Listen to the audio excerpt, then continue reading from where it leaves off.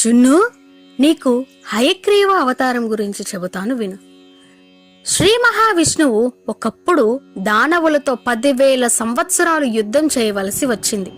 యుద్ధంలో దానవులను దునుమాడిన తర్వాత అలసిన అతడు పద్మాసనంపై కూర్చొని ధనస్సుకు చివర తలవాల్చి నిద్రలోకి జారుకున్నాడు. అదే సమయంలో ఇంద్రాది దేవతలు విష్ణువు సహాయంతో ఒక యాగాన్ని చేయాలని సంకల్పించుకున్నారు. ఈ సంగతిని విన్నవించుకోవడానికి దేవతలందరూ మహావిష్ణువు దగ్గరకు వెళ్లారు. అప్పుడు ఆయన ఆదమర్చి నిద్రపోతూ కనిపించాడు. అలాంటి పరిస్థితుల్లో ఆయన మేల్కొల్పడం ఎలాగని దేవతలు ఆలోచనలో పడ్డారు. నిద్రాభంగం చేయడం దోషం, అలా చేయవద్దు అన్నాడు ఇంద్రుడు. అప్పుడు బ్రహ్మ కలగజేసుకొని, అలా అయితే నేను ఒక చెదపురుగును సృష్టించి దానిని విష్ణు ధనువు నారిని కొరికేలా ఆజ్ఞాపిస్తాను. నారి తెగినప్పుడు ఏర్పడే ధ్వనికి దేవదేవుడు మేల్కొంటాడు అని చెప్పి చెదపురుగును సృష్టించి వింటి నారిని కొరకమని ఆజ్ఞాపించాడు. ఈ పాపకార్యం చేయడం వల్ల నాకు నరకం తప్ప ఒరిగేదేమిటి అని బ్రహ్మదేవుణ్ణి అడిగింది చెదపురుగు. నీకు నరకం ఉండదు, మేం తలపెట్టిన యాగంలో నీకో కొంత భాగం ఇస్తాం అని మాట ఇచ్చాడు బ్రహ్మదేవుడు.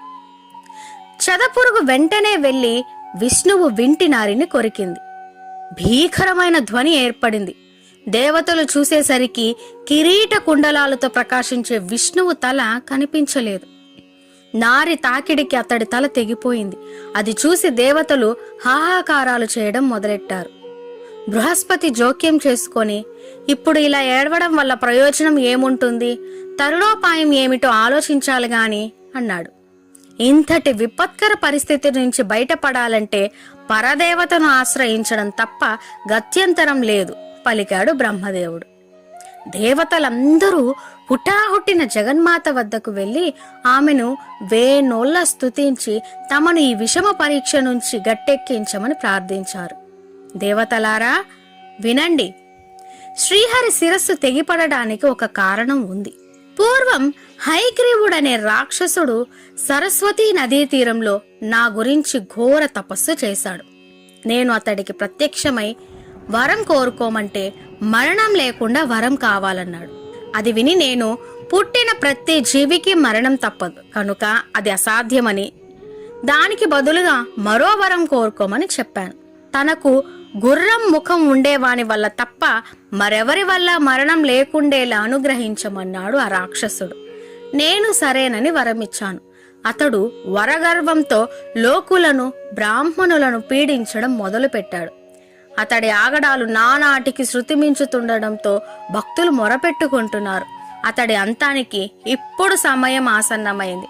అందువల్ల ఇప్పుడు బ్రహ్మదేవుడు గుర్రం తలను తెప్పించి శ్రీహరికి అతికించినట్లయితే అతడు పునర్జీవితుడై ఆ రాక్షసుని సంహరించగలడు అని జగన్మాత పలికింది. ఆమె మాటలకు దేవతలు సంతోషించి ఆమెను మరోసారి స్తుతించారు. బ్రహ్మదేవుడు వెంటనే విశ్వకర్మను పిలిపించాడు. అతడికి జరిగిందంతా చెప్పి తెగిపడిన శిరస్సు స్థానంలో శ్రీహరికి గుర్రం శిరస్సును అతికించాలని ఆదేశించాడు. విశ్వకర్మ ఒక గుర్రం తలను నరికి తీసుకువచ్చి దానిని విష్ణువుకు అతికించాడు. అలా విష్ణువు హయగ్రీవ అవతారం దాల్చాడు.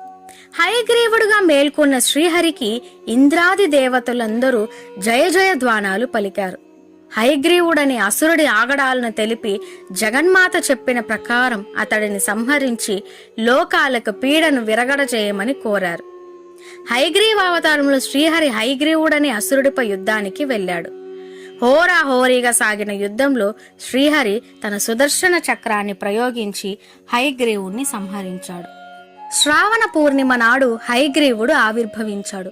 మహావిష్ణువే అలా ఓ విశిష్ట అవతారాన్ని ధరించాడు. హయగ్రీవం అంటే గుర్రపు ముఖమని అర్థం. మెడ నుంచి పైదాకా గుర్రం ముఖంతోనూ మెడ కింద భాగమంతా మహావిష్ణువు పోలికలతోనూ ఉండడం ఈ అవతారం విశేషం. ఈ దేవుణ్ణి అర్చిస్తే విద్యలు, తెలివితేటలు దైవ ప్రసాదంగా లభిస్తాయన్నది భక్తుల విశ్వాసం. తెల్లని దేహ ఛాయతో అంతకంటే తెల్లని దుస్తులతో కొలువై ఉన్నట్టు ఈ స్వామిని పురాణాలు వర్ణించాయి. ఇది జరిగింది శ్రావణ పూర్ణిమ నాడు. అప్పటి నుండి హయగ్రీవ జయంతిని జరుపుకోవడం ఆచారంగా వస్తుంది. అందుకే హయగ్రీవ ఉపాసన చేసిన, హయగ్రీవ జయంతి నాడు ఆ స్వామిని స్మరించిన జ్ఞానానందాలు కలిగి సంతోషంగా ఉంటారని పురాణాలు చెబుతున్నాయి. ఓం హయగ్రీవ స్వామినే నమః. ఈ వీడియో మీకు యూస్ఫుల్ అనిపిస్తే ఒక్క లైక్ ఇవ్వండి. ఇలాంటి మరెన్నో వీడియోస్ కోసం వెంటనే మన ఛానల్ని సబ్స్క్రైబ్ చేసుకోండి.